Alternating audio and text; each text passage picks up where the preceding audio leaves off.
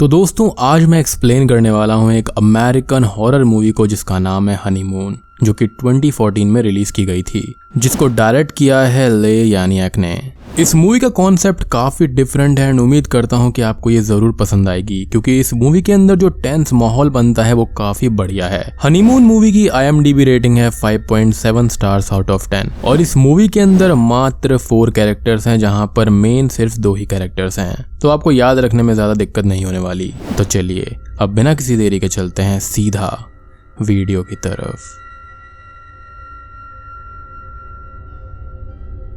Movie की starting में हम देखते हैं पॉल और बी को, जो कि अपनी शादी के बाद अपने हैप्पी मोमेंट्स के बारे में बताते हुए रिकॉर्डिंग कर रहे थे। यहाँ वो लोग ये बताते हैं कि कैसे उनकी डेट एक रेस्टोरेंट में शुरू हुई थी, लेकिन बी बीमार हो गई, जिस वजह से उनको घर पर ही रहना पड़ा और वहाँ बेड पर ही कैंप बनाकर पॉल ने बी को प्रपोज कर दिया था, जिस पर बी ने हाँ कर दिया। ऑल्दो उनका प्लान यहाँ पर कैंपिंग करने का था। अब अगले सीन में वो दोनों जंगल के बीचों बीच एक कॉटेज में अपना हनीमून मनाने आते हैं, जो कि बी की फैमिली का ही कॉटेज होता है। पॉल और बी बहुत ही खुश थे और वो एक दूसरे से बहुत प्यार करते थे।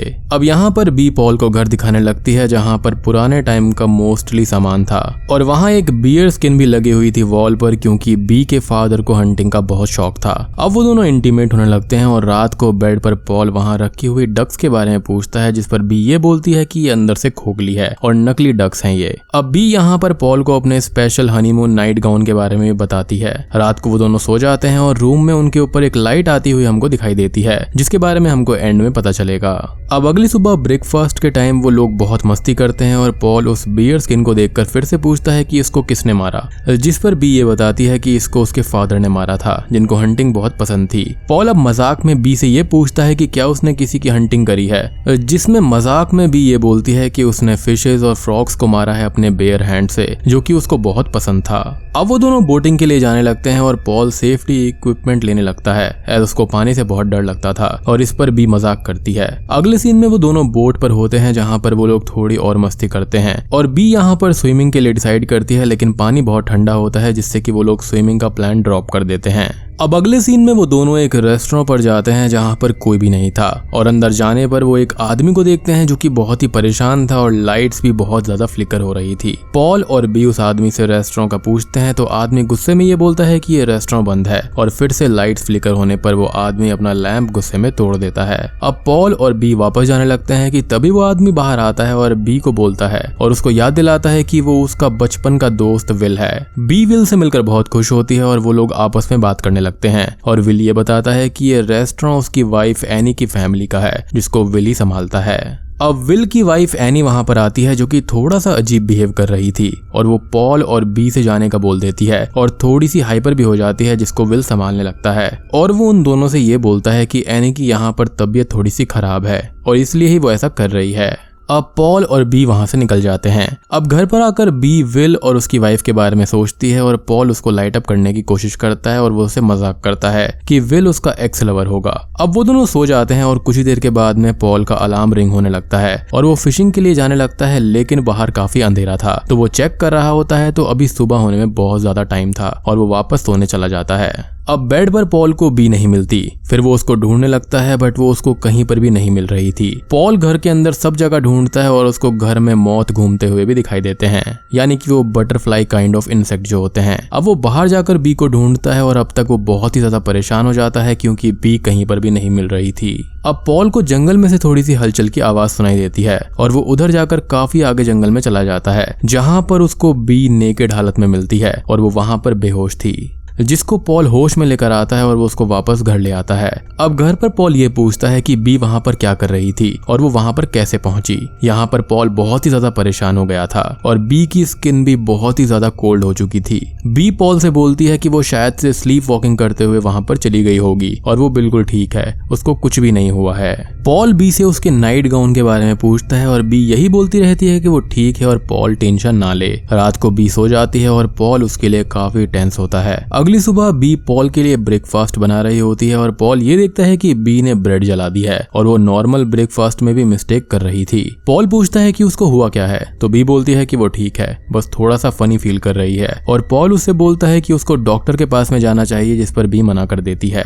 पॉल अब यहाँ पर कॉफी लेता है तो वो भी बनी हुई नहीं थी, मतलब कि बीन्स और वाटर अलग अलग रखे हुए थे, जो कि बात पॉल को काफी अजीब लगती है कि बी ये मिस्टेक्स क्यों कर रही है, क्योंकि ऐसा बी कभी भी किया नहीं करती थी। वो दोनों अब रिवर पर जाते हैं, जहाँ पर पॉल एक फ्रॉग के साथ मजाक करता है, जिस पर बी का कोई भी रिएक्शन नहीं होता, जो पॉल को अजीब लगता है। बी फ्रॉग्स का मजाक हमेशा करती थी। अब बी रिवर के ठंडे पानी में स्विम करने लगती है, जो कि अनदर अजीब चीज थी, क्योंकि वो ठंडे पानी से दूर रहती थी। घर आकर पॉल बी से फिर पूछता है कि उसको हुआ क्या है, तो वो फिर से बोलती है कि ये सिर्फ थकान है और कुछ नहीं है, वो ठीक हो जाएगी। अब बातों ही बातों में पॉल बी की थाइस पर कुछ मार्क्स को नोटिस करता है और उनको बी छुपाने लगती है और बोलती है कि ये मॉस्किटो बाइट्स होंगी, जिस पर पॉल बोलता है कि वो ऐसे नहीं होते।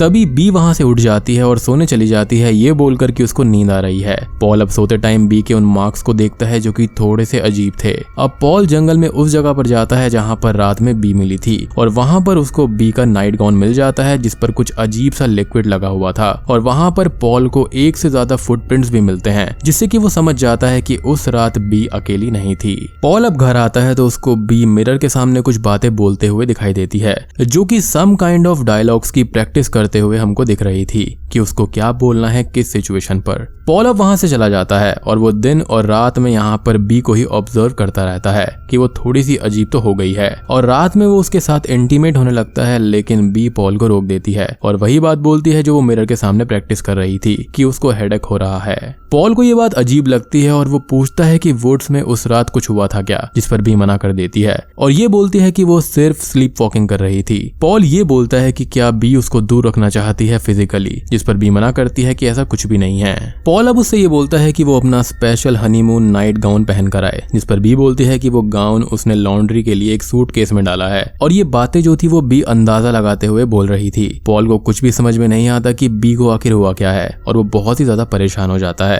क्योंकि वो अपनी जिस वाइफ को जानता था वो वैसा बिहेव ही नहीं कर रही थी। इट वॉज लाइक कि शी वॉज अनदर पर्सन। अब रात को पॉल इन सब के बारे में सोच ही रहा होता है और बी अचानक से ही बाहर चली जाती है और वापस आने पर पॉल उससे ये पूछता है कि वो कहाँ पर गई थी, तो वो ये बोलती है कि वो पानी पीने के लिए गई थी। लेकिन तभी पॉल उससे क्रॉस क्वेश्चनिंग करता है कि उसका ग्लास कहाँ पर है, जिसका वो ऑब्वियसली कोई भी जवाब नहीं दे पाती। खैर अब वो दोनों सो जाते हैं और कैबिन के बाहर से एक लाइट को आता हुआ हम देख पाते हैं, जो कि सब जगह पर जा रही थी। और पॉल की नींद खुलने पर वो उस लाइट को देखता है और बाहर जाकर चेक करता है अपनी गन के साथ में जाकर। अब बाहर पॉल को वुड्स में कोई खड़ा हुआ दिखाई देता है, जो कि पॉल को देखकर वहां से चला जाता है और पॉल उसके पीछे भागता है, लेकिन वो पर्सन या फिर कोई भी चीज जो होती है वो वहां से जा चुकी थी और पॉल उसको डराने के लिए एक गन शॉट भी फायर कर देता है। अब इस चीज से होता यह है कि घर पर बी भी जाग जाती है और वो बालकनी पर आती है और पॉल अंदर जाकर सभी विंडो और डोर्स को बंद करने लगता है और बोलता है कि बाहर कोई था जिसको चेक करने वो वुड्स में जाएगा, जिस पर बी उसको रोकने लगती है। पॉल बी से बोलता है कि कोई तो जरूर था, बट बी बार बार बोलती है कि कोई भी नहीं था। पॉल उससे ये भी बोलता है कि वुड्स में उसके साथ में कोई और भी था क्या, और बी उसको सच बता दे क्योंकि उसने फुटप्रिंट्स देखे हैं और वो बी से प्यार करता है, कुछ भी नहीं कहेगा, जिस पर बी मना कर देती है और वो ये कहती है कि वहां पर कोई भी नहीं था। अब पॉल का यहाँ पर जो शक होता है वो विल पर था। वो बी से बोलता है कि क्या उस रात विल उसके साथ था, जिस पर बी मना करती रहती है। और अब पॉल बी को उसका नाइट गाउन दिखाकर ये बोलता है कि बी झूठ क्यों बोल रही है उस रात के बारे में, और ये पॉल को जंगल में वहीं पर मिला है जहाँ पर बी मिली थी। बी ये बोलती है कि वो तो स्लीप वॉकिंग कर रही थी तो उसको कुछ भी याद नहीं है और वो काफी ज्यादा कंफ्यूजन में थी। उन दोनों का काफी झगड़ा हो जाता है और पॉल बोलता है कि वो सिर्फ बी को प्रोटेक्ट करना चाहता है और बी भी उससे झगड़ा कर देती है कि वो उनके स्पेशल टाइम को खराब कर रहा है। रात को वो दोनों अलग अलग रूम्स में सोते हैं जहाँ पर वो दोनों ही बहुत परेशान थे। अब अगले दिन पॉल जागता है तो वो ये देखता है कि बी एक डायरी में अपने ही बारे में लिख रही होती है कि मैं कौन हूँ, मेरा हस्बैंड कौन है, एज क्या है, एड्रेस क्या है एंड ऑल। और पॉल उससे इसके बारे में पूछता है तो बी डायरी छुपा लेती है और बोलती है कि कुछ भी नहीं। अब पॉल बी से गुस्सा हो जाता है, जिसको बी बार बार मनाने की कोशिश करती है, लेकिन पॉल गुस्से में ही रहता है और वो बी के घाव के बारे में पूछता है, जिस पर बी बोलती है कि वो ठीक हो चुकी है। लेकिन पॉल देखता है कि वो घाव और भी ज्यादा बढ़ गए थे और वो ये बोलता है कि ये तो बग बाइट्स लग ही नहीं रहे हैं और कम ना होकर ज्यादा हो गए हैं। अगले सीन में पॉल और बी रिवर पर होते हैं और पॉल बोलता है कि उनको यहाँ से चले जाना चाहिए एज यहाँ पर अब कुछ भी ठीक नहीं है। तो बी उसको समझाने की कोशिश करती है और पॉल उसके साथ इंटीमेट होने लगता है, लेकिन बी ब्लीड करने लगती है जिससे पॉल बहुत ही ज्यादा परेशान हो जाता है। घर आकर वो बी से बोलता है कि उनको हेल्प के लिए डॉक्टर के पास जाना चाहिए, जिस पर बी बोलती है कि ये पीरियड ब्लड है और ये कुछ भी नहीं है। पॉल बोलता है कि बी के पीरियड्स अभी आने में टाइम है।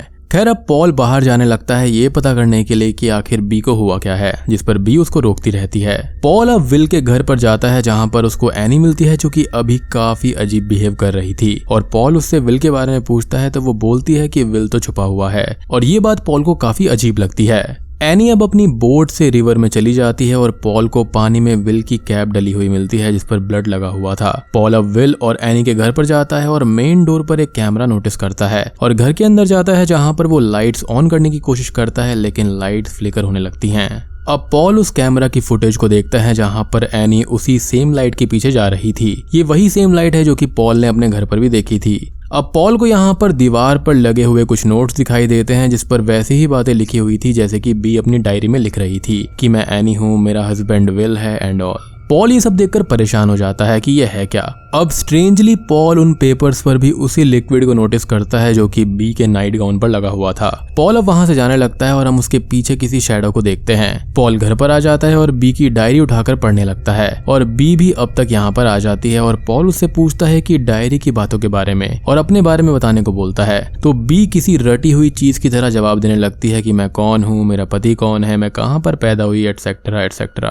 पॉल बी से पूछता है कि आखिर हो क्या रहा है और एनी और बी आधी रात में क्यों जाग जाती हैं, बाहर कौन खड़ा रहता है और वो विल नहीं है क्योंकि विल की ब्लड वाली कैप पॉल को मिली थी। बी बोलती है कि वो पॉल को प्रोटेक्ट करना चाहती है और पॉल अब गुस्से में कार कीज को ढूंढने लगता है जो कि उसको कहीं पर भी नहीं मिलती और वापस जाता है बी से पूछने तो वो वॉशरूम में होती है और वो खुद के प्राइवेट पार्ट में किसी चीज को धकेल रही होती है जिससे कि वो बहुत ही ज्यादा ब्लीड भी कर रही थी और पॉल डोर ओपन करके इस भयानक नजारे को देख लेता है। अब पॉल के आने से बी घबरा सी जाती है और वो पॉल को वापस बेड पर जबरदस्ती ले जाने लगती है। बेड पर आकर पॉल बी से पूछता है कि आखिर हो क्या रहा है और उसको I love you honey bee बोलता है जिसका बी हमेशा से ही एक अलग जवाब दिया करती थी बट आज वो कुछ भी नहीं बोलती। तो पॉल पूछता है कि बी का जवाब क्या होता था जिस पर बी बोलती है कि हमें याद नहीं है। वो दोनों अब बहस करने लगते हैं और बेड से नीचे गिर जाते हैं और बी पॉल को बांधने लगती है लेकिन पॉल बी को ही बेड से बांध देता है और बोलता है कि वो बी है ही नहीं, जिस पर बी बोलती है कि वो कैसे यकीन दिलाए कि वही उसकी वाइफ है।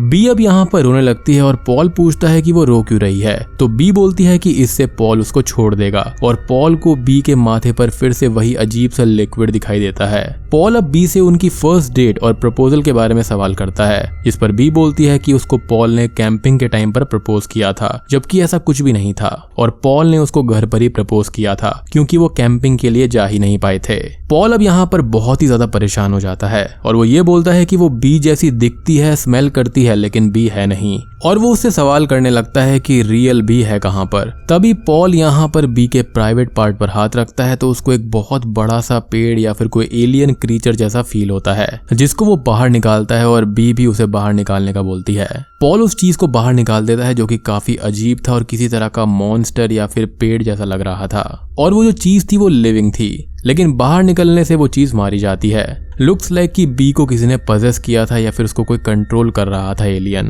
पॉल अब रूम से बाहर आ जाता है क्योंकि वो परेशान हो चुका था और उसको ये सब देखकर काफी अजीब लग रहा था और उसे यकीन ही नहीं होता कि उसके साथ में हो क्या रहा है। तभी घर की लाइट्स भी फ्लिकर होने लगती हैं। अब तभी बी भी बाहर आ जाती है पॉल के पास में और पॉल उससे बोलता है कि उसको यहाँ से ले जाएगा जिस पर बी रोते हुए ये बोलती है कि पॉल कुछ भी नहीं कर पाएगा, यहाँ से वो लोग नहीं जा सकते। बी अब आगे ये बोलती है कि उस रात उन लाइट्स में से उसने कुछ लोगों को देखा जो कि सही से दिख भी नहीं रहे थे और उनकी आकृति यानी कि आउटलाइन सी शो हो रही थी और उन्होंने बी के साथ में कुछ किया और वहां से चले गए लेकिन बी उनको अपने अंदर फील कर पा रही है और वो जानती है कि वो क्या जानते हैं, क्या चाहते हैं और बी को क्या करना चाहिए और वो बी को ले चुके हैं और अब ये सिर्फ बी की बॉडी है और असल जो बी है अंदर से वो जा चुकी है। वो आगे ये बोलती है कि वो टेप से, वेडिंग रिकॉर्डिंग से सब कुछ याद कर लेगी। पॉल को ये सब कुछ समझ में नहीं आता और वो यहाँ से जाने की बात बोलता रहता है। और अब सडनली उस पर लाइट आती है और बी बोलती है कि उनको पॉल की जरूरत नहीं है और अब वो पॉल से छुटकारा पाना चाहते हैं। और बी सडनली पॉल पर अटैक करके उसको बेहोश कर देती है। सुबह पॉल को होश आता है तो वो खुद को एक बोट पर बंधा हुआ पाता है रिवर के बीचों बीच। बी उससे ये बोलती है कि वो पॉल को प्रोटेक्ट करने के लिए पानी में उसको फेंक देगी और उसको वो वहां पर छुपा देगी, जिसे सुनकर पॉल ये बोलता है कि वो पानी में सांस नहीं ले पाएगा और मारा जाएगा। वो बी को रोकने की कोशिश करता है लेकिन बी उसको एक एंकल से बांधकर रिवर में गिरा देती है। अब मूवी के आखिरी सीन में बी घर पर बैठकर उसके और पॉल की वेडिंग वीडियो को देख रही होती है और उसकी स्किन चेंज हो चुकी थी और आंखें भी चेंज हो चुकी थी। और उसके पास तभी एनी आती है जो कि बी की तरह ही हो गई थी और वो दोनों उसी लाइट के पीछे पीछे वुड्स में चले जाते हैं, जहाँ पर वही शैडोज जैसी चीजें जिनको हम क्लियरली नहीं देख पाते उनके साथ में कुछ करने लगती हैं और बूम, ये मूवी यहीं पर खत्म हो जाती है। तो दोस्तों ये थी हनीमून मूवी की कहानी। मूवी का जो माहौल है वो काफी ज्यादा टेंस्ड है। अब यहाँ पर असल में तो ये नहीं दिखाया गया है कि यहाँ पर क्रीचर्स वगैरह हैं कौन। तो यहाँ पर बेसिकली दो थ्योरीज आती हैं। सबसे पहली थ्योरी ये कहती है कि ये सोशल कमेंट्री है कि यहाँ पर जो प्रेग्नेंट वुमेन होती हैं जिनके मिसकैरेज हो जाते हैं वो अंदर से कैसा फील करते होंगे, ये उस चीज को दर्शाता है। लाइक एक औरत जो होती है वो अंदर से कैसा फील करती है और वो जो एलियन क्रीचर निकला था वो बाद में डेड हो गया था, तो मेरे ख्याल से वो मिसकैरेज को दर्शाता है। और विल की जो वाइफ थी एनी, वो भी सेम चीज फेस कर रही होगी जिसको यहाँ पर इनके हस्बैंड समझ नहीं पा रहे होंगे। लाइक सपोज आपने ऐसी किसी लेडी को देखा होगा तो आप जरूर जानते होंगे कि वो अंदर से कैसा फील करती हैं। लाइक हर टाइम कुछ ना कुछ सोचते रहना, अपने ही थॉट्स में डूबे रहना और काफी ज्यादा चीजें भूल जाना इत्यादि। तो ये सारी चीजें जो हैं वो उस चीज को स्टेट करती हैं और एक वुमेन के अंदर प्रेगनेंसी के दौरान जो चेंजेस आते हैं ये उसको दर्शाता है। अब बात करें यहाँ पर सेकंड थियरी के बारे में, तो हो सकता है कि ये एलियंस होंगे जो कि फीमेल पर यहाँ पर एक्सपेरिमेंट्स कर रहे होंगे एंड ऑब्वियसली उनको मेल या फिर इनके हस्बैंड्स की जरूरत नहीं होगी, तो इसलिए ही इन्होंने उनको मरवा दिया। So guys this was my take on Honeymoon 2014 movie. उम्मीद करता हूँ कि आपको ये थियोरीज और मूवी पसंद आई होगी। वीडियो पसंद आई है तो लाइक कर देना, चैनल पर नए हैं तो सब्सक्राइब कर दीजिए और कमेंट कर बताना कि आपको ये मूवी कैसी लगी। तो मैं आप सबको मिलता हूँ अगली वीडियो के साथ में, तब तक के लिए स्टे